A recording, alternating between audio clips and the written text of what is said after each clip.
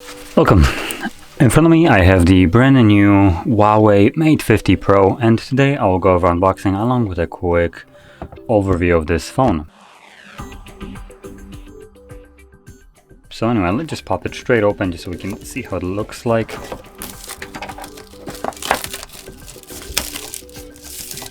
There we go.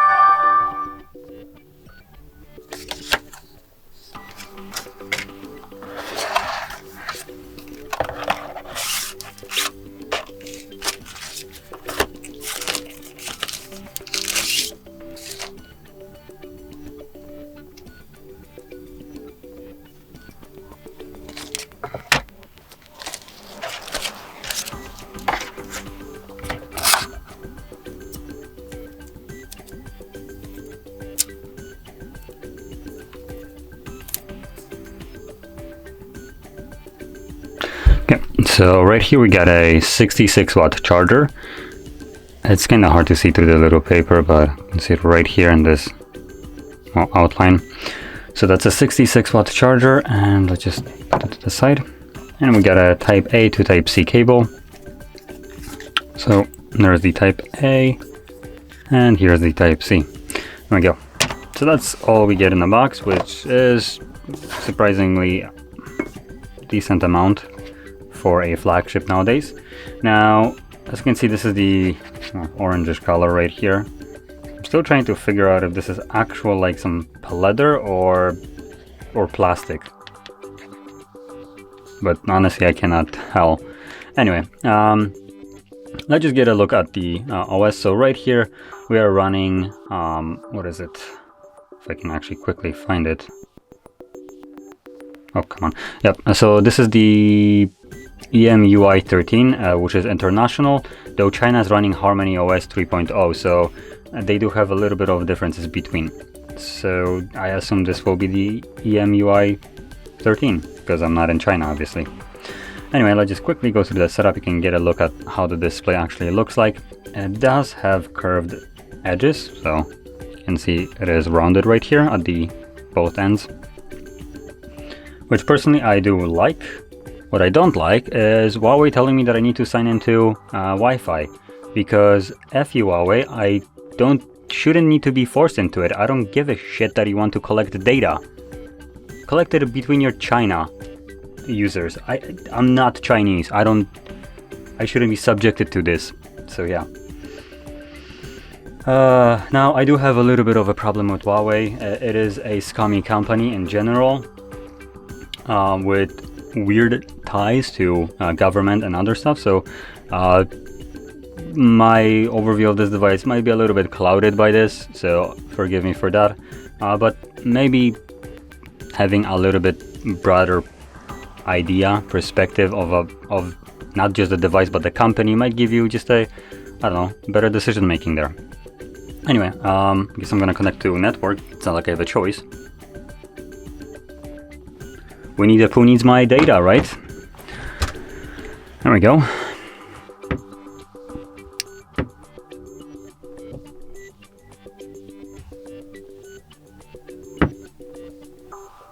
I can connect to Wi-Fi, or I have to connect to Wi-Fi, but it doesn't even nag me twice about setting up some kind of protection on my device. I mean, why would they care? It's not like the device is protected. They're gathering all the data. They don't care if it's protected or not. Fantastic. Now, another stupid thing that I hate about Huawei is their idiotic approach of copying everything that Apple does, but everything that Apple does shittily. So one of these things is signing into your Huawei ID, which I'm comparing it to Apple just because it's literally presented the same way, and it's the equivalent of it. So sign in. If you don't want to, you have to go through these hoop jumping by going to don't have a Huawei ID or forgot your password, without any kind of mention that by pressing here you can actually not set it up at all. What? And the reverse psychology also, by having the confirmation on reverse side. Brain aneurysm. Do I have to use these? Later, there we go. Obviously all the trash gathering data protocols are enabled, like personalized aids, statistics. There we go. Let's just quickly go through this. Oh, right, another one. Update software automatically, right? Enable and continue. You don't want it. It's like right here in the text. Like, are you effing kidding me?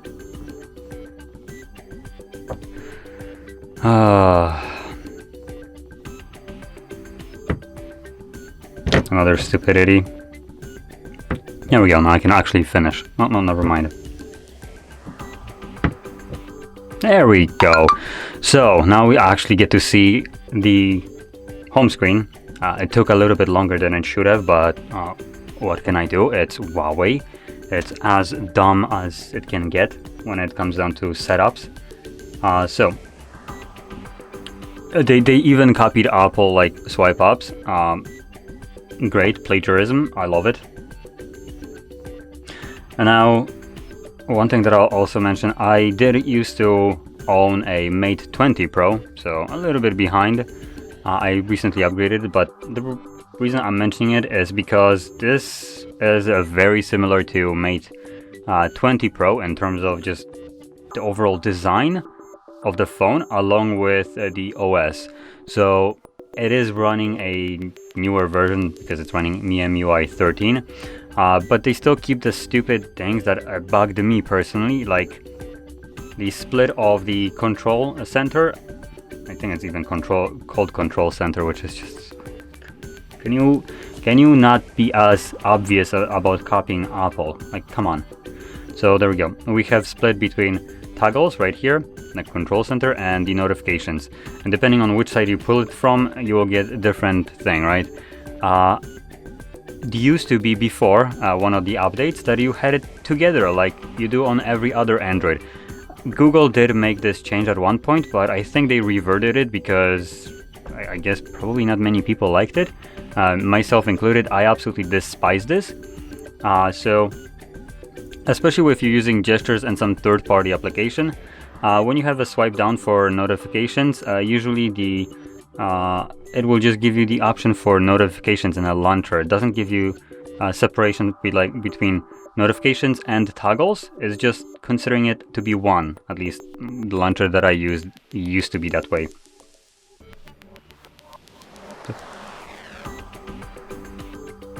So because of that, I was unable to get what I actually wanted, which were the toggles, because my swipe down was activating the notifications instead. And before, obviously, it would work because it was just one and the same in a way. So there we go. Now, to actually go into the specs of this device, it is surprising because it is running the newest hardware. So something must have changed with how Huawei is allowed to do business, because this is running a Snapdragon 8 Plus Gen 1, though here comes the caveat. It's a 4G one. I didn't even know that there is a 4G Snapdragon 8 Plus Gen 1. I guess the more you know.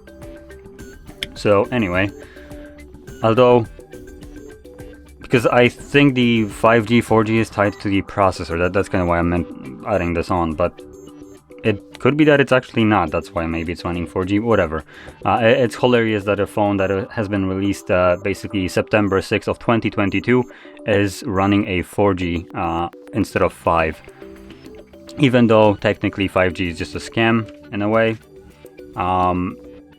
which I will touch upon later on a little bit, just because I guess it would be nice to inform people to probably not overspend for something that they might not be actually able to utilize. So anyway, let's jump straight to it, to actual specs right here.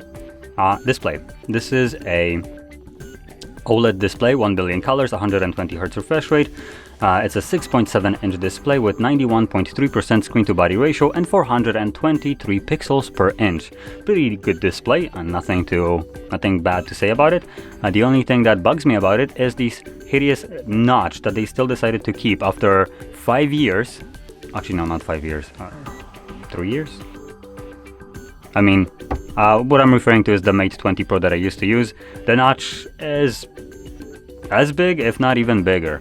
So it's not like we don't have technologies to substitute this, like, oh, I don't know, let's just say right here, the Fold has an under display, which also, I mean, I do understand this is a little bit more expensive device over this one, but there's also Axon, ZTE Axon, I don't remember exactly, I think V40, something like that, which has also under display camera. It does it even better than Fold and costs half the price. So there's, at this point, not really any kind of good explanation why they decided to go with the stupid, outdated notch that no one likes. They also have a under display fingerprint sensor, so they could have probably somehow substituted the notch for just notchless design and would have been significantly better. Now moving on to other things like the cameras, which will probably be the main selling point of this phone. As you can see, we have a quadruple camera setup. So we have a 50 megapixel wide sensor with a f1.4, 64 megapixel periscope telephoto, f3.5. It has also PDAF, what is it, stabilization, right? Autofocus, there we go. So that's focusing. 13 megapixel ultra wide, and on my spec list, that's basically it. Oh, these cheeky bastards. So this, I guess that's not a camera.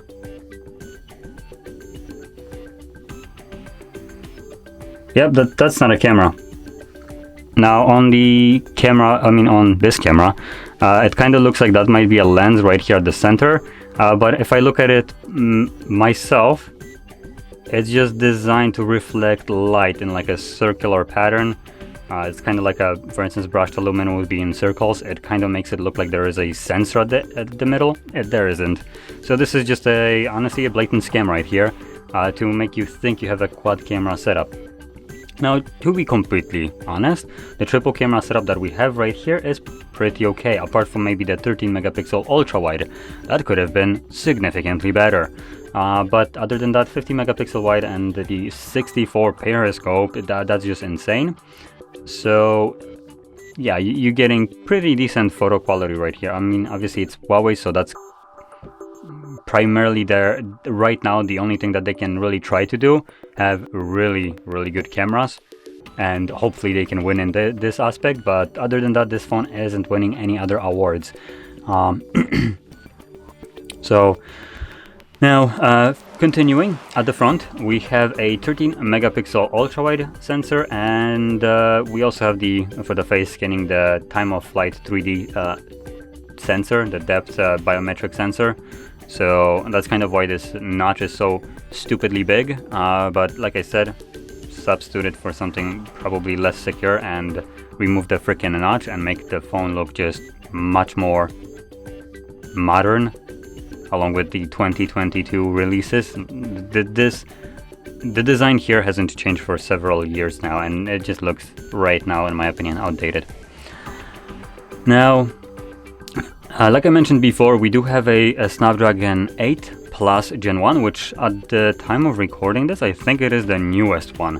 There is about to be a Snapdragon 8 Gen 2, but I don't think any phone has got the treatment with that processor. So this is, at the moment, the highest processor you can get, the best one, which is also what is being powered, or what is powering the Fold 4, if you're wondering. So at the moment, the best processor, actually, let me take that back. Apple will most likely have the best processor, but this is for Android it's the best. So I also mentioned we have only 4G connectivity right here for reasons that world doesn't want Huawei to have 5G, because Huawei not very trusted with people's data. So bad China, bad Winnie the Pooh. So there we go. So phones like this are getting kind of treatment of no 5G for you. Now we do have also 8 gigs of RAM that is powering this device. Should be, not should be, but will be plenty enough RAM to power this device. And we have a couple different storage versions. So we have 256 at the very start, and 512 gigs of storage at the high end. And these are only 2 options, to be honest. So yeah. Now popping out the SD tray, my bad, SIM tray, you will see that we have a SIM card right here, and on the other side we have nano memory. Now this is the Huawei's like proprietary nano memory. Honestly, they should have changed it already to something else. Not very many people are interested in this garbage. Maybe in China, but I have no clue. And for instance, Europe, I haven't encountered a single person that used to have a Huawei device, or still has, that decided to purchase nano memory. Now, majority of them would most likely like to pop in a normal SD card, like this one, a typical run-of-the-mill SD card that almost any other device takes. But no, Huawei decided to be special effing snowflakes and make their own proprietary memory that only fits with their phones, making it kind of useless, because one of the benefits of SD cards is that you can pop it into, as an example, adapters like this. You would have to have a new adapter for nano memory in this case. You can pop it into laptops that sometimes support SD cards, other phones, but no, they needed to be special and put their nano memory. So just mistake after mistake here. So with that being said, last thing to mention is the battery size right here. So we have a 4700 mAh battery with a 66 watt charger, like I mentioned before, which that's pretty good. And we also have a fast wireless charging at 50 watts, which is also stupidly fast right here, specifically for wireless charging, so that's nice. And 5 watt reverse wireless charging. So again, if you have something like buds that can be wirelessly charged, you can just slap them on the back of the phone and charge them up. Though I'll mention you don't need to turn that on in the battery settings because the battery or the phone doesn't detect it automatically. So yeah. So anyway, to finish this off, like I said, I'm not the biggest fan of Huawei just because of their practices, specifically, or also their ties. But trying to be objective here, on top of that, this phone costs almost $1,200. Now, for that price, you can get a Samsung Galaxy S22 Ultra that will come with things that this phone doesn't come, like, for instance, Google Play services. Now, objectively, it will have probably, at this point, a little bit crappier camera quality, though this might be just purely objective. So possibly they could both be taking fantastic photos and just one will beat the other phone in some cases and vice versa, though I'm guessing right here. So honestly, I'm not gonna really count in the camera, but in terms of Google Play services, that is probably one of the most important things to a lot of people. In terms of charging, this phone will be better. And what else is there to actually compare? Processor wise, I guess this is actually better, surprisingly. But what I'm getting at is for $1,200, this is a little bit inflated price for no reason, considering this phone doesn't even support 5G. Now, like I mentioned, 5G is a little bit of a scam. So even if, for instance, you pay extra for 5G and you check it, for instance, like in your status bar, it says, yeah, you're connected to 5G. You can check it using a code, and you might just as well be connected to a fake 5G, basically using LTE speeds. Additionally, the speeds recently, there's been a couple YouTubers, for instance, like Mr. Who's the Boss or Linus Tech Tips, that did videos about the 5G being just both of them, doing videos about just 5G sucking, like really badly. Mr. Who's the Boss specifically just completely dumpstering 5G just because it's, at this point, it's absolutely useless. But what I'm getting at here, in addition to just trying to make it explain why 5G isn't necessarily the be-all end-all, you do need to pay for the phone actually having 5G connectivity, and you do pay a little bit more. So you might be paying, for instance, $100 more for a phone that has it. And here we already have a $1,200 price tag for a phone that doesn't even support 5G. I don't really, at this price range, I don't care if 5G as an infrastructure is shit and doesn't really work. I want it in my phone just because I'm paying $1,200 freaking dollars. I want everything the best in here. For that price, there is no reason to not get everything at the highest end. So that's one of my biggest concerns right here. The price of this phone doesn't align with what the phone offers. There are phones that offer more for the same price or less, and that's one of the reasons why I probably wouldn't recommend this device to anybody, really. And obviously that because also it's China, so yeah, that's another one. But as a phone itself, if we just skip over China, is already overpriced, while it's lacking primarily Google Play services, 5G connectivity, and has a pretty outdated design in general. So there we go.